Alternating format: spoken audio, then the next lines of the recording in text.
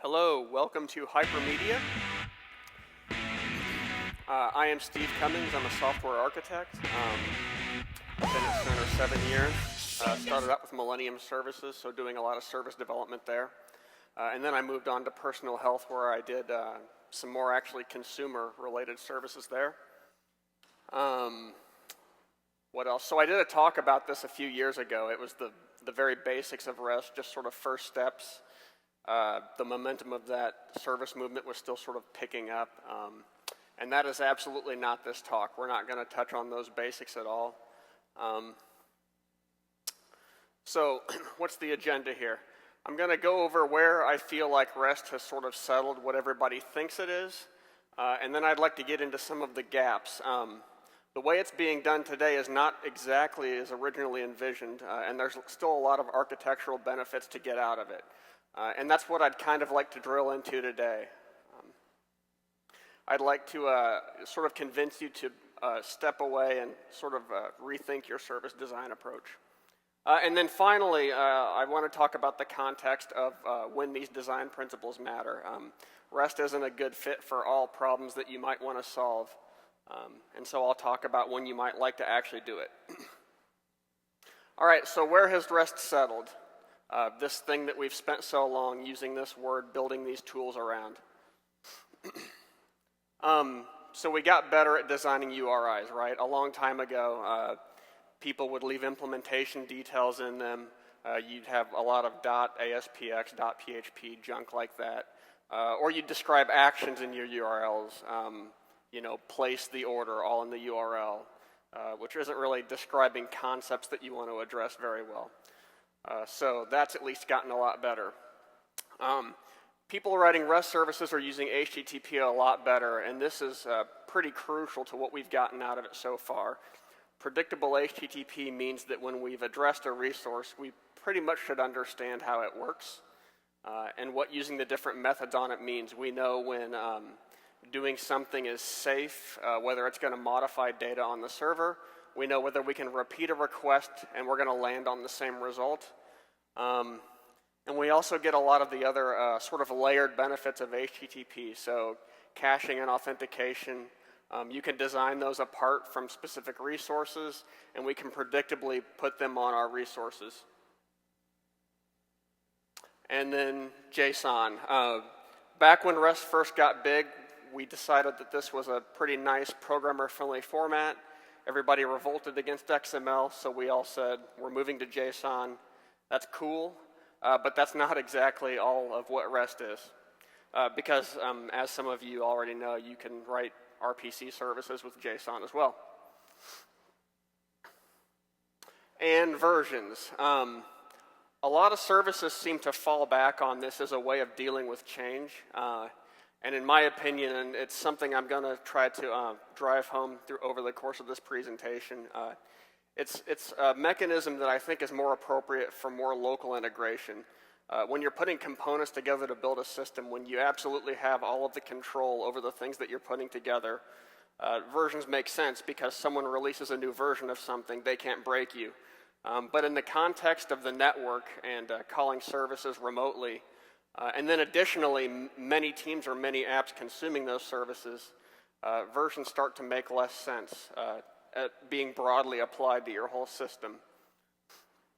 So I don't even know if you guys can read that quote. I hope you can. But when Roy Fielding talks about REST, he's still talking about that original vision and what I'm calling hypermedia today, or what a large group of people on the internet have called hypermedia. All right, so if there is this gap, what is it that makes up this, this extra level of developing services, or what sort of characterizes it? The way I like to describe it is to just think about how your browser works, right? We call these web services. They should work like the web works today. The internet has grown organically over time. No parts of it have really broken all at once. You've never installed Internet version 2. And ideally, this is the way services should work too, to accommodate changes better. So using your browser, you type in some URL. The server returns what you just think of as a page. You take it for granted, but underneath there are a lot of controls that allow the browser to present to you a lot of options. And as the user, you kind of understand, it's showing me these things I can do. I could fill out some form. These links take me to some other place. All in all, you accomplish something. And you did, at each step, you didn't stop and say, oh, okay, I'm going to type out a new URL. I have to construct all of the components of my next request. And that's kind of what I think we can go for more and more with services as well. And then there was this acronym way back when REST got big. This thing I'm talking about in this presentation, this is the component of REST that people didn't understand. So we made up this horrible acronym. I'm actually not even sure I spelled it completely right because there's one more word than letters in there, but whatever. It's pretty bad anyway. And it turns out there is actually a pretty reasonable cause for this confusion. Back when Roy Fielding wrote his dissertation describing networked architectures and REST specifically, he mentions this element of it and sort of glosses over it and moves on. And then however many years later, he writes this blog post, and it sort of explains, you're all using this word that I defined, but you're not doing all of these things that make the web actually work. And in that blog post, he finally goes on ahead and goes into great length and describes how services should work differently. You know, stop listing out all your URLs. Stop coupling them as almost as if they're like function calls, right? So like local integration that I mentioned a moment ago. Okay, so if hypertext drives state, what state are we talking about? I feel like in discussions, these are concepts that actually sort of get mixed together. So resource state that people are usually thinking about is server state. And that's actually not the whole application picture. When we talk about an application, we're actually talking about the client and server accomplishing something together. So when we talk about driving application state, we're trying to not focus so much on just the server side of things. So what is an example of what that might look like? So this is sort of an application. Imagine this is something like the Delicious or Pinboard bookmark service. And the user starts over here in this black circle, and he's got options. So option number one is create a user, and then that lands him on the first state of being in the application. And then some more options are available, and taking those choices, the user moves to new states, like having gotten the list of bookmarks. And you notice some of those state transitions also may even lead you right back to the same resource. Like, say if the list provides paging, you're going to land back at a different view of the same resource. But the big point here is that this is what we mean when we talk about an application that a service describes. And we should be trying to design them more to sort of help guide clients through them. All right, so back to what hypertext means, that constraint that was until the last, 3, 4, 5 years better understood. We're driving application state, like on that example I just showed. And the biggest thing we want to do is present options to the clients in our services. We don't want every request to have to be built from scratch at each step of using your service.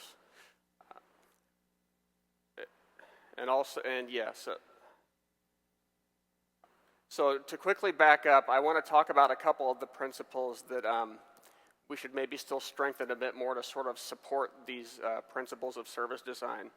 Granularity is very important in designing a service that's going to be able to deal with change over time. One thing I see a lot of is in designing services to just get some data to someone, you sort of just design it for what they're needing at that specific time. And then over time, what ends up happening is that it just slowly becomes this monolithic one shot of data. And you kind of can't choose to have that large shot of data and then have it grow to various needs over time for different applications, different teams that might be using your service. And one example of this is, the way we used to use URLs to sort of imply a hierarchy. And you can still do that, but in my opinion, it's less for the client to make use of. So you'll have maybe some child resources under some parent, and then sometimes there's the need felt to sort of roll up some of this information in the parent resource. But as those grow over time, now you've coupled that growth to the parent resource, and you've got to decide, am I going to keep rolling things up into it, or are they going to be inconsistent? When really you could have just broken them down to begin with and let them be separate things. All right, and then another thing leading into all this is caching. So if we want to break our resources down more and more, the complaint I usually hear from people is, but I don't want to make all these calls. Why can't I just get all of the data at once? And I'm going to continue to talk about why it's still nice to break them down. But one thing that sort of helps supports this anyway is a part that is already given to us in HTTP, which is caching. It provides some very useful headers so that the server can tell clients, when did this thing last change? Or what's an identifier that if I come back to you and it's different, you know that you need to get rid of what you had in cache. But servers need to communicate this so that clients can keep a cache intelligently and know how long they can keep something or when they need to throw it away and go on ahead and fetch it again. And also, this doesn't just matter for the server side. When clients retrieve a resource, they're doing some processing as well. So you kind of part of stepping back away from it is thinking, I'm not just designing cache for myself. I'm not just optimizing the server. All right, so now we're going to get into some of the core elements of Hypermedia. And if we're willing to go on ahead and break down our resources, what are some things we can get out of this? Or if we want to design an application that actually leads a client through it, what does that even look like? And one of the key elements of that is really just linking. So when you get a resource, you expect it to tell you what some of the subsequent things you can do with it are. And as I was sort of describing earlier, by giving them those links, they don't have to go back to documentation and say, I have to know what state I'm in and make sure the documentation hasn't changed and reconstruct all of my possible URLs, sort of from that out-of-band knowledge. We're sort of bringing the knowledge into the service itself. So does anyone actually do this in reality, or am I just making this all up? What I think is actually a pretty decent API is GitHub. If you do not even add auth to it and you do nothing but go to the root URL of their API, this is the first thing you see. They dump a nice long list of links, and it sort of gives you an idea of the capabilities of this service. From this starting point, these are the things that you could accomplish. And if you started to write a client against this, you could have it grab this resource, find the URL that it wants, and say GitHub decides to change the event URL later. You wouldn't care, and you shouldn't have to care. All right, so if we think it's important to include links in our responses, what is the way that they should be identified or picked out of a response? Link relations turn out to be the answer. If you go to a web page and you pop open the HTML sources, you're using these today. In the head element, you'll see links with relations like style sheet. And this is basically telling the browser, number one, you know it's going to be at the end of that URL, and number two, how to process it once you get that resource. And this is the same sort of idea we want to import into service design. And also, this gives us a better way to give names to the relations between our resources. So back to that URL-based design, we sort of implied these relations with hierarchies, but that sort of puts us into a fixed structure to define relations, and we may end up with cycles sometimes. Some things may not necessarily be a parent of another. It's really pretty limited in what you can do with that design technique. So there's a couple of examples I'm showing of standard link relations. Those are in HTML. And then this is just a really quick example of an application-specific link relation. And the thing to notice there is that it's actually a full URI. So sort of the short little slug names are reserved for standard link relations. And it's important to give a URI for your own link relations because it gives them the proper context. And what else can you do with link relations? So getting back to my comments about versioning, this is where you've got some room to sort of grow your service without saying, I'm going to version the whole URL tree, potentially throw out all of what I had before. This allows you to scope changes to where things have really changed. If you had put v1 at the top of your URL tree, would it even be easy for a client to understand what parts under that have changed? So in addition to just adding passively adding new resources, you could just take one relation and version it. All right, and also as a side effect of the link relation being a URI, I mean, what else can you do with a URI? You can actually put something at it, right?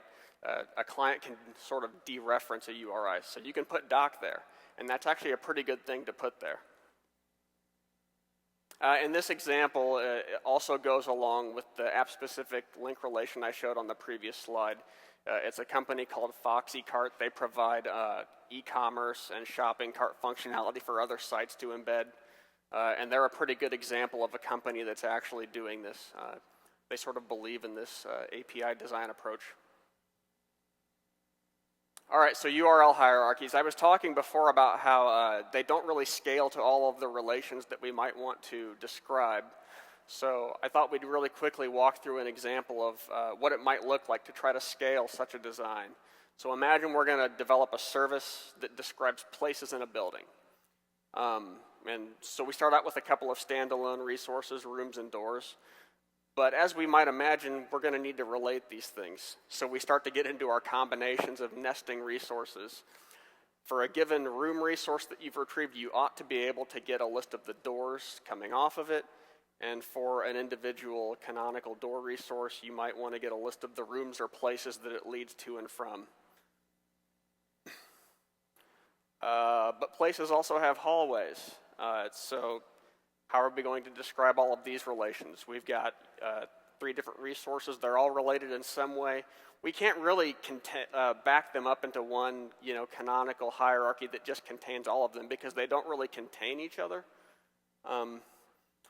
So as we can kind of see, it doesn't exactly scale to all of the relationships that we might want to describe. And this is a little bit of a contrived example. You might argue, well, you don't really need all of those combinations, and that's right, but it still should be fairly obvious that there are going to be limits here. All right, so let's just take that same example and just throw it into sort of a linking situation. And this also goes back to sort of the, you start with a first request and explore the API kind of idea.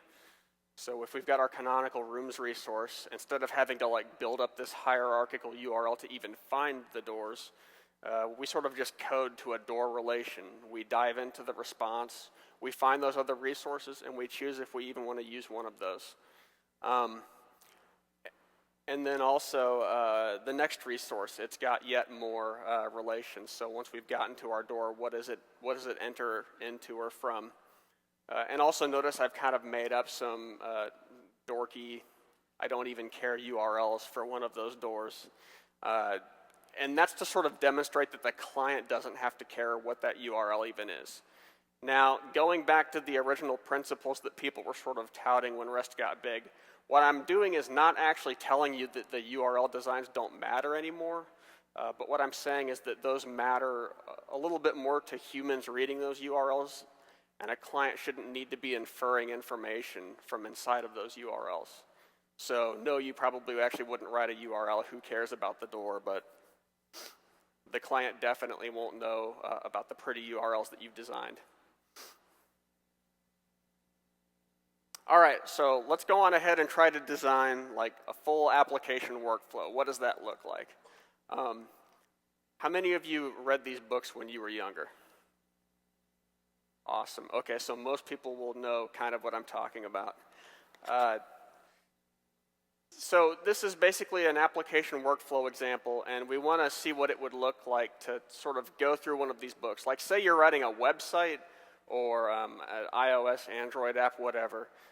You want to have this choose your own adventure app, but you want to have it get its content from some service that we're going to design. All right, so in the popular REST way, what does that look like?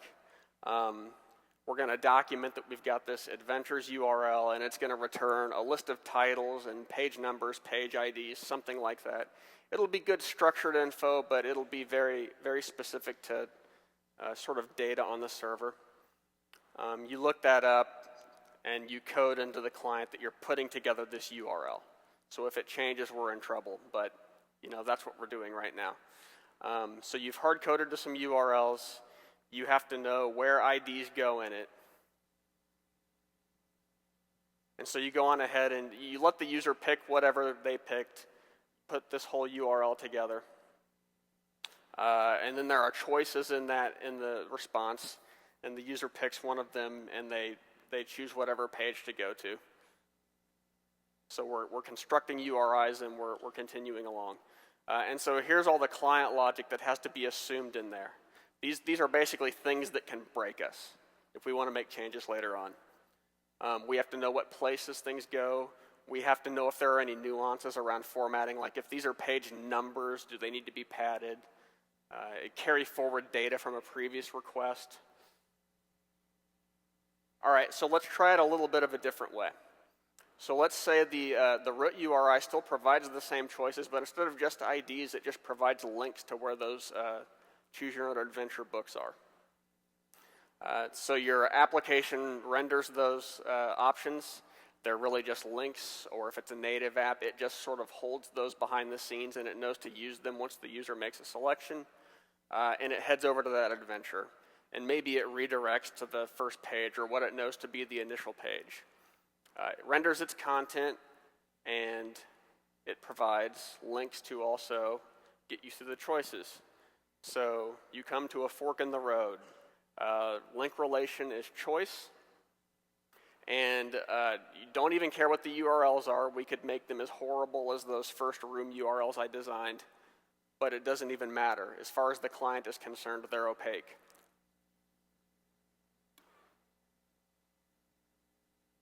So the user makes a choice, and the client follows on through. And this is sort of just repeated iteratively until they get to the end of whatever this specific application is. So what's the client logic here? Present media and choices to the user for whatever the application platform is. Follow URLs, repeat. That's pretty much it. Obviously, there's going to be more code around what is in those messages. Do you have images to show on the pages, things like that. Okay, so we spent a lot of time talking about how it looks to sort of read data in Hypermedia. But there are some notes about how we can do some things a little bit better with updating data as well. I think this is a place where a lot of people are actually doing pretty decently with this. The most important thing with pushing data is actually just being explicit about the types. But there are some other things you can do. For example, there's sort of the get-put pairing on an individual resource, right? So for example, if you have the address to a specific thing, you should be able to get it, make some changes to that resource, and put it right back to the server to say, here is what the new state of that resource should be. But in the case that you're actually adding a brand new resource, you don't have that because you can't get a thing that doesn't exist yet. How would this work in a web application, right? Because these are web services, they should generally, we should try to make them work in that same way. In a website, you would obviously be presented with a form. The browser knows how to render that, the user knows how to fill it out, and then again, the browser knows how to construct the proper message that the server can respond to. You can actually do this in services as well. In addition to defining what the structure of your resource looks like, say you've got a collection resource. It's people, employees, whatever. Do a get on it. We see that our person list is empty, but the server has also provided a template for what an item in this list might look like. So the client can sort of key off of this and say, okay, I'm going to grab this template, and this JSON object is going to be what I push back to even create something new. And then the server can also provide other hints, like say some of the fields are not just free text, they need to be provided with options. So we've got a little roles URL down there. The client can go on ahead and grab that because whatever sort of application it is, it wants to set up a form or a form-like thing for the user to interact with. So we go grab those roles, 200, we get a nice little E tag, which means we can cache these for a while. We don't, again, back to my earlier point, we're not having to get these things all the time necessarily. We should be able to cheaply figure out later, has it even changed or can I just keep using it? And then taking that information, we fill in the free text, we fill in one of the options from that list we just got, and go on ahead and create a resource.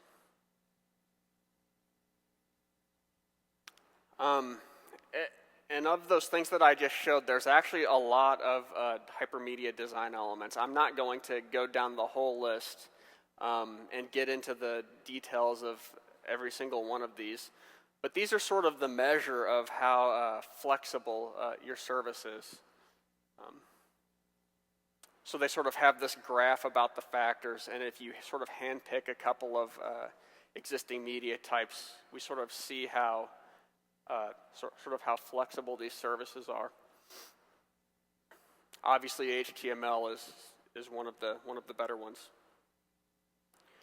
Okay, so we talked a little bit about explicit types. This is a really important aspect of designing services in that today, back to that JSON slide, a lot of what I see people doing is the service is JSON, that's that. All you're going to get on the wire is application JSON, and then here's lots and lots of doc. So how do you even know what this JSON is, right? Is it the person JSON? Is it the medication JSON? Well, we're back to coupling to those URLs. If we ever had to put this service up on another server, would those URLs really be exactly the same?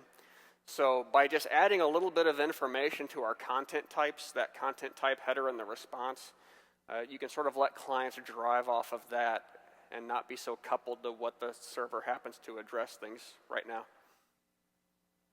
All right, but defining media types is a bit of a scary prospect, right? The Internet Engineering Task Force, or the IANA, they have that large tree of media types. They've got whatever long, involved process to review your proposal, to ratify a spec, and it's a bit daunting. You maybe don't want to go through that whole process. But there are options. You can take a base type and you can layer your semantics over it and still be explicit about what those types are. So we can still start from JSON and use media type profiles. So what this means is that we're going to construct a content type header that says our base type is JSON, but the profile of that is this specific URI. So kind of like link relations, profiles should be URIs. And again, like link relations, we can put documentation at the end of those URIs. So you see, we're being more explicit about what a particular response is. We can say this is a patient or this is a provider, and we didn't have to go necessarily through all of the trouble of, here's a full spec from scratch for patient, and now I've got to repeat that laborious process for, all of my other types. Now, this is very context specific, right?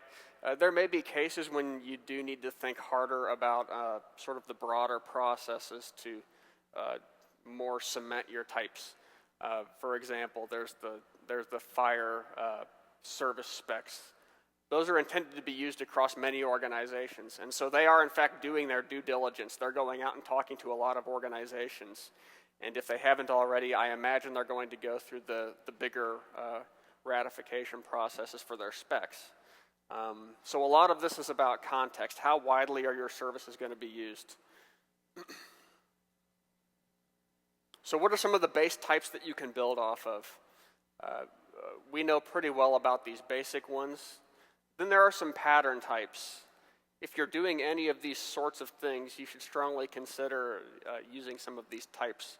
There's a pretty good spec for describing collections in JSON, managing them, adding and removing items from them. And then actually some pretty old specs or older along the lines of, REST itself, or Atom and Atom Pub. These have actually done a really good job of describing hypermedia services for a long time. They haven't been so widely used. I think Google is actually the most wide user of these two specs. And then there are actually some base types that provide simple mechanisms for some of the hypermedia elements that I've been talking about. So we want to talk about providing links and responses, identifying those with link relations, and you shouldn't have to make up the way to describe links in JSON responses. So one of them that I usually like to recommend is what's called HAL, or the Hypertext Application Language. And the reason I like it is that it simply gives a structure to these extra elements around the JSON that you probably would have designed anyway. So it's got this very basic repeatable structure you see here. A resource is a resource. It's got its plain old JSON, and then there's a set place to put links. And then you can further embed resources in a specific one that you return. These are still distinct resources, but it's the server making the choice to maybe give you some things that you needed anyway. So here's just a quick example of what some HAL looks like. You've got some basic JSON properties that you might have designed, and then most importantly here are these links and embedded properties that can be added onto any resource. So basically, any of you here today, if you've designed some web services, I'm going to go out on a limb and guess most of you use JSON. By the way, how many of you here do design or develop web services? Okay, cool. So hopefully I can convince you guys of some things here.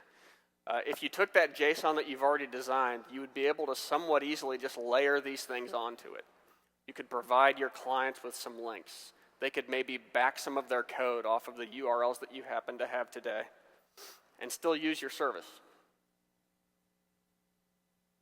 And then also just sort of a little side benefit, this spec comes with this open source project where if your resources are defined in this format, you can stand up this tool and it can just sort of very naturally explore your resources. Now, obviously, there are going to be limits to this. A lot of us have patient data, and we're not going to stand up this thing to just go exploring that. But, you know, internally or in the cases where you have fairly safe information, this is a fairly useful tool. And there's a lot of stuff going on in this space. I mean, that's kind of what the hypermedia term is about. It's a bit of a trying to get back to what the original meaning of REST was supposed to be. And therefore, a lot of people are trying to design these types that help you build more application-oriented services. So if you do want to introduce any of this into your service designs, I do encourage you to still sort of look at all of these options. HAL may or may not be the best fit for your specific service. These all have trade-offs. You definitely want to do your research there. So what are some of the other points about designing media types? In trying to sort of couple less to a specific server, it's really important to sort of describe your problem domain.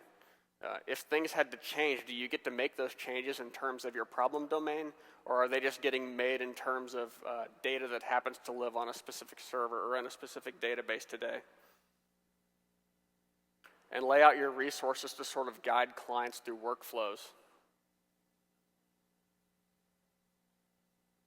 And again, this is a point I keep sort of hammering on, but design them to look more like the web works today.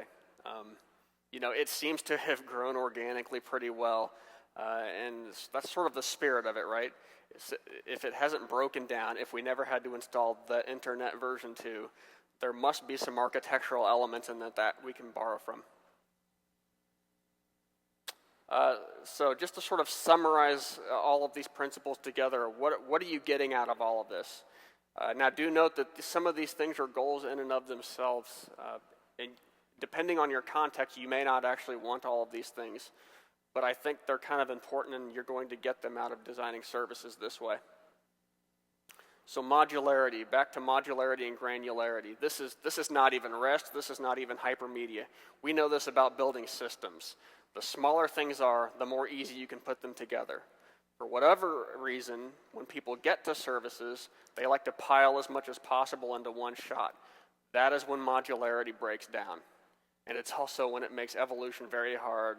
So we say, okay, safety valve, V1 on the whole thing. And then things get messy. Passivity, again, avoiding V1 on the whole thing. You still want the ability to deal with change, as the web has for so long. So you can add things that the client doesn't care about. You can version link relations. Clients should be able to ignore what they don't care about, but as they learn about the new features of your service, they should be able to pick them up later. Again, this is scoping changes to what really changed. Is it easier to add a new, completely non-passive version of a resource at a different location? Or is it really easier to add that v1 at the top of your URL tree? Decide how many versions of it you're even going to keep over the long term. When are you going to break those people that could never get off of v1?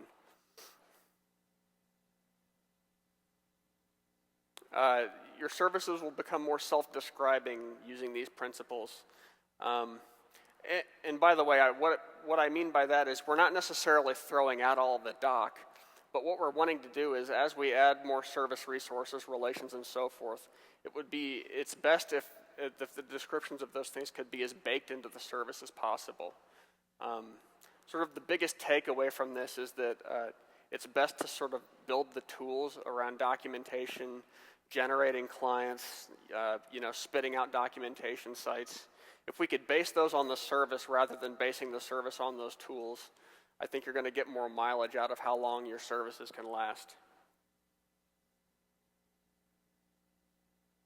And then as you make them more self-described and explorable, they get to be more discoverable.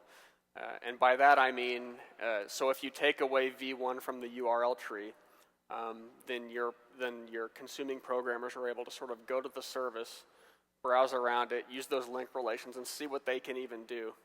But then also there are really important points about even the capabilities of a service. So if you describe a service that has some information related to a patient, it's not just going to be the documentation that tells them that related resource is there. Depending on, say, if your services are specific to, say, a Millennium domain, because that is a pretty practical example for us, the capabilities may not all be there based on the data that exists for specific patients and providers or configuration that clients have applied to their domains. They don't always turn all the features on, right? Links are a really great way to inform the client what thing is even available in this domain. And then as we need to think harder about putting some of these services up on different servers, these design principles are basically going to decouple you from URL structures, make it so that you don't have to translate. If I put a service up over here and I put it up over there, I don't even want to bother with translating what do those URLs look like over here. I'd rather just have a starting point and then be able to find things from there. And then it gives the server some room to change things on the back end. Maybe it wants to offload some of the content to some server that does some specialty thing. CDNs are the most widely recognized example. But it's a way to compose other services that might have specialty functionality that you want to put together in your service. All right, so when should you care about all this? Or when maybe does it not matter? As many teams or as apps are involved in the use of your service, that's when you want to start thinking harder about this flexibility. So in the simplest of cases, you design some application, it's your own database, and then say you've got like this AngularJS rich front-end client, and you or your team are changing all the code at once. You're changing the service, you're changing the front end. At that point, you probably actually don't care, and that is okay. But if any point those services become a thing that other teams and other applications rely on, like let's say it's even only one other team. You design these services, you provide them for this one other team, you cooperate with them. Even in that situation, you would like to be able to decouple your releases from them. If you needed to make non-passive changes, you wouldn't want to plan with them and say, okay, we have to release together because we designed our service that way. That's a situation you just shouldn't have to get into. But then it goes further from there. A lot of times we see the services we design end up being used by many different apps and many different teams. And then you're definitely going to want the ability to do these things. So why aren't people doing this more? The movement to sort of improve service design is still sort of getting bigger. I think it's getting a lot more visibility if you pay attention to what some large companies are doing with their service designs. But I think the biggest thing holding people back is designing them in a sort of a server-centric manner. When you design a service, often it's not far off in your head what the code to implement it is going to look like. The problem with that is it's sort of leaving the client out to deal with whatever you end up doing, whatever you end up changing. And a service design should sort of be a cooperative input from both clients and servers. So even if you don't have prospective consumers just yet, at the very least, it's good to write clients for your own services to see how they're going to work, to sort of feel out how they might use your workflows that you're providing. So what can you do going forward to consider these ideas in your future service designs? Really consider that the service you're designing has an information architecture, just like a website does, right? You build a new website, maybe you go write the site map for what all the information you're going to provide in it is. And very similarly, a service has an information architecture that the client should be able to rely on. And it's very different and distinct from the architecture that the server uses to implement that service.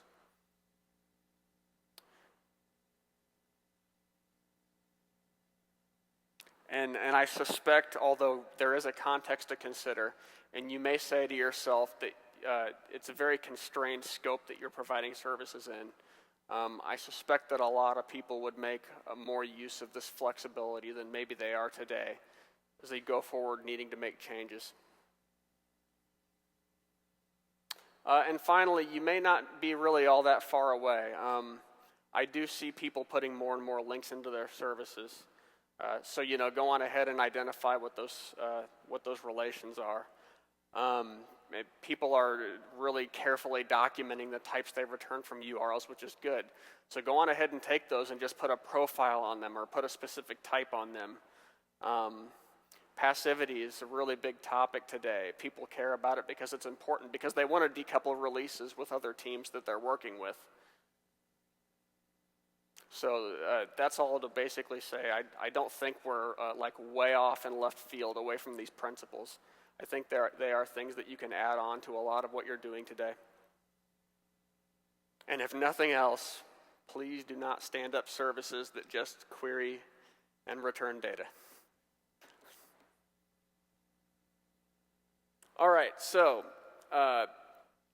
since this isn't as visible to a lot of people as I would like it to be, and since people don't seem to always find the resources that they could to help them design services, what are some of the places that you can go read and learn more about all of this?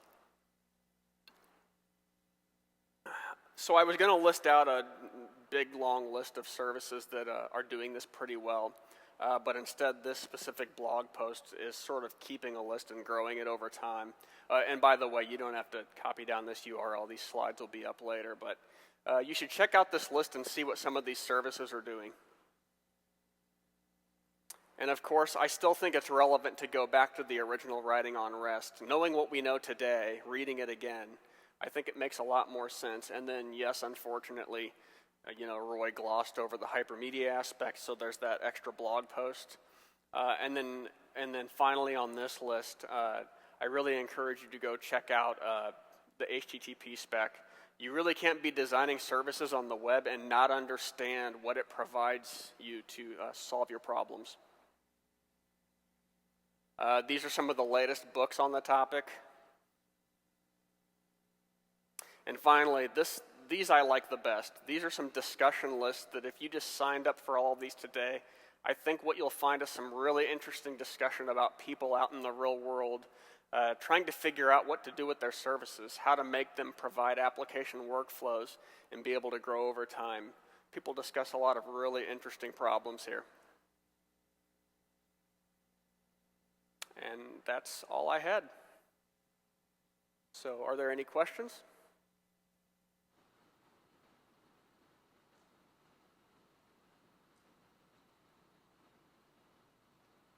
Okay.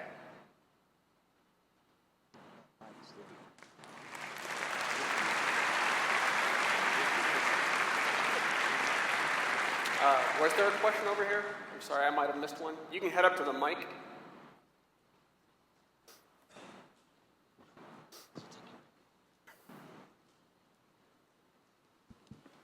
Kind of in regards to like the HAL had the embedded types sort of thing, would you put a profile for the embedded types themselves, or would the profile cover the whole kind of HAL spec as a whole? That's a good question. So you can actually do it both of those ways. It depends. You could have a spec that describes, based on whatever top level property I have, here's what the object is, or you could have a profile per type of thing that you might return at the top level. Neither of those is the right answer necessarily.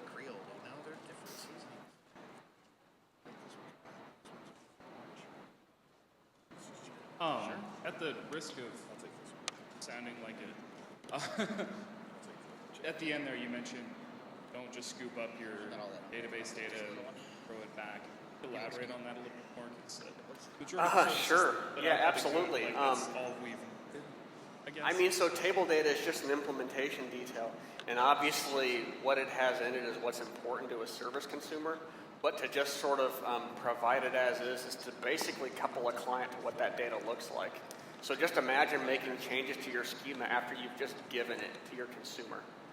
So that's really all that is to say is, give yourself some buffer.